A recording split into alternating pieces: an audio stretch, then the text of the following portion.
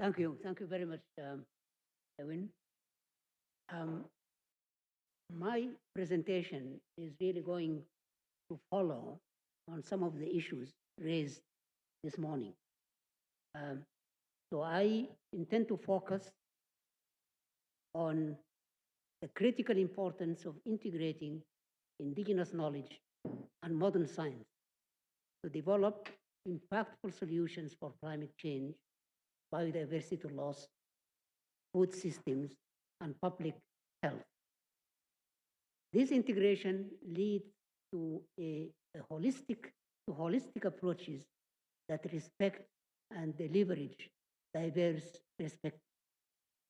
Success requires rights-based partnerships that support local leadership and ensure equitable benefit. And I will briefly outline 3 key areas for action. A, collaboration, policies, and recognition. Collaboration between indigenous and scientific communities should be rooted in the concept of braiding, which emphasizes the interconnectedness of these two knowledge systems, as was alluded to earlier by Professor Sister Helen Alford. This approach ensures that both indigenous and scientific knowledge retain their distinct identities while working together harmoniously. Such partnership is essential for addressing climate change adaptation, biodiversity conservation, sustainable agriculture, and public health security.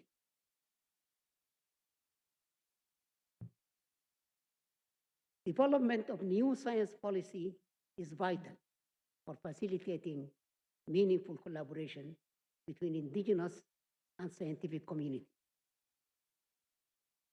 The policy framework should adopt an inclusive dialogue and shared decision-making to ensure that indigenous perspectives and contributions are recognized and valued in scientific research and environmental management.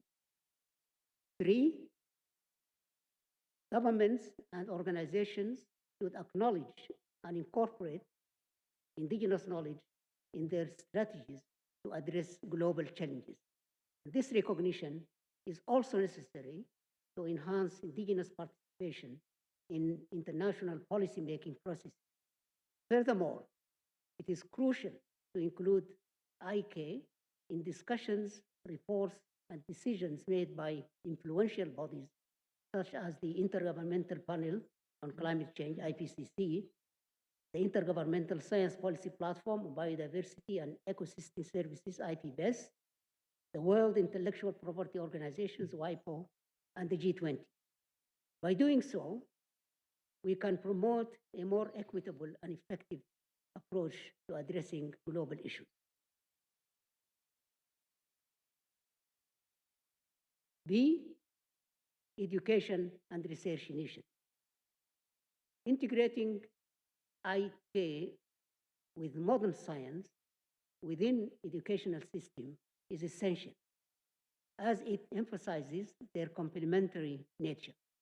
This integration can facilitate the training of a new generation of leaders, scholars, and practitioners who possess a comprehensive understanding of both knowledge systems and capable of effectively addressing contemporary global challenges.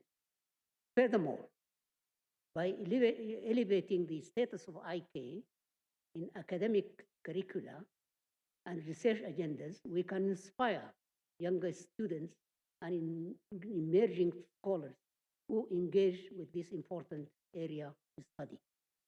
This engagement is not only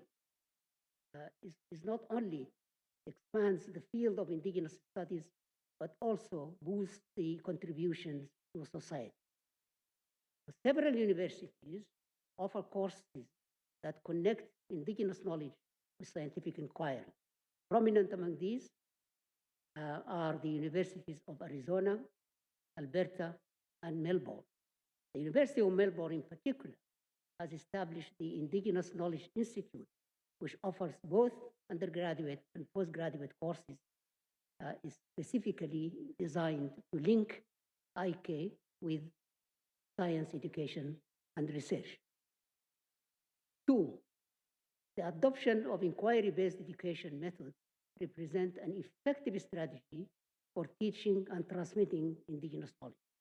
This approach actively engages students in dynamic processes of questioning, exploration, problem solving, and critical thinking. By encouraging students to investigate real-world issues through an Indigenous lens, we can foster an educational environment that values creativity, collaboration, and interdisciplinary learning. Such methods allow students to appreciate the depth and richness of Indigenous perspective, generating a sense of responsibility towards involving Indigenous committees, Indigenous communications in discussions on sustainability and cultural heritage. Three, the establishment of research initiatives and postgraduate education centered on Indigenous knowledge. This effort aims to cultivate a new generation of researchers and leaders dedicated to advancing the recognition and application of IK within universities and academic institutions.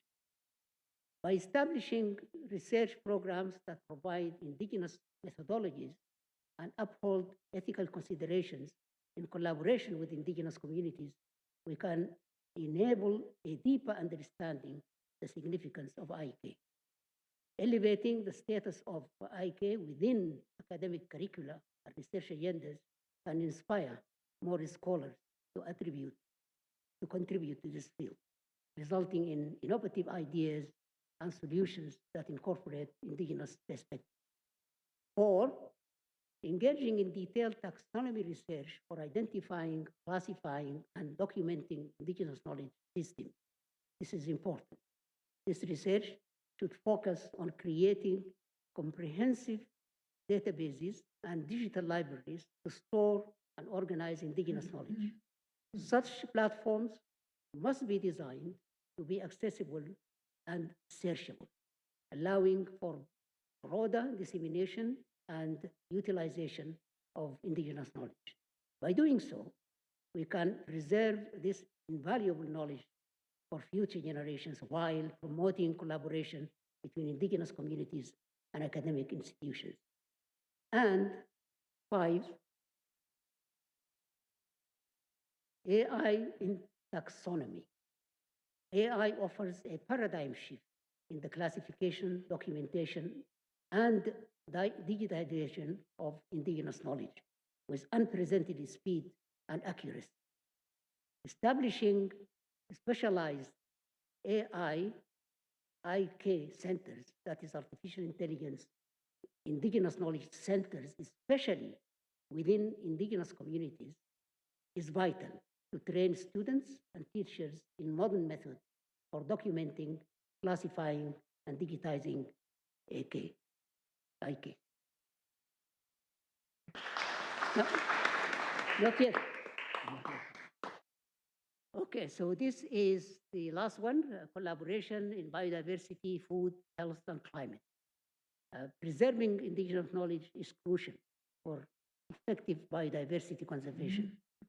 Key actions should focus on securing land rights and establishing legal protection for Indigenous peoples, recognizing their integral role in preserving ecosystems.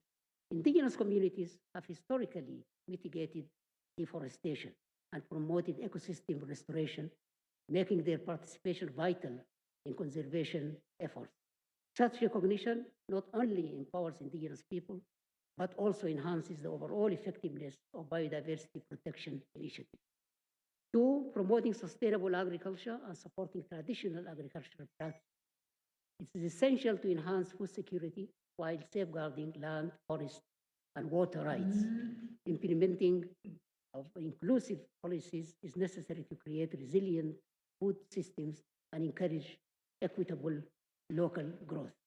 I will move to three, and that is integrating Indigenous diets into school and meals. This is something that I think has been mentioned before. But furthermore, the braiding of indigenous knowledge with modern science can yield significant benefits, as these practices serve as vital sources for discovering new pharmaceuticals. And the landmark example of this synergy is the discovery, many of you might know, of artemisinin. Artemisinin, a highly effective anti-malarial drug. The compound was isolated from sweet wormwood, a plant that has been used in traditional Chinese medicine for centuries to treat fevers. For this groundbreaking work, Chinese scientist Yu Tu was awarded the Nobel Prize in 2015. She gave her Nobel lecture the title Artemisinin, a gift from traditional Chinese medicine to the world. And by the way, some of you might not know, but she is the first and only Chinese scientist to be awarded the Nobel Prize for work carried out in China. And the fifth Nobel Prize winner who lived and worked in developing countries. The last one before her was Professor Bene Saraf, who was one of the founders of TWAS from Venezuela, who received the Nobel Prize 45 years before Yu Lu. So she was the first person working in developing countries to receive this award 45 years before the last one. So combining indigenous and scientific insight for enhancing climate adaptation, mitigation, and resilience. And the final thing is my summary. And the summary is as follows. The path the path forward is not about choosing between indigenous knowledge and modern science, but about braiding them together with respect and equity. By implementing robust policy, transforming the educational and research institutions, and fostering genuine collaboration, we can unlock a more profound and sustainable path to resolving the most pressing global challenges. This synergy is not merely an option. It is a necessity for building a resilient and equitable future for all. Thank you.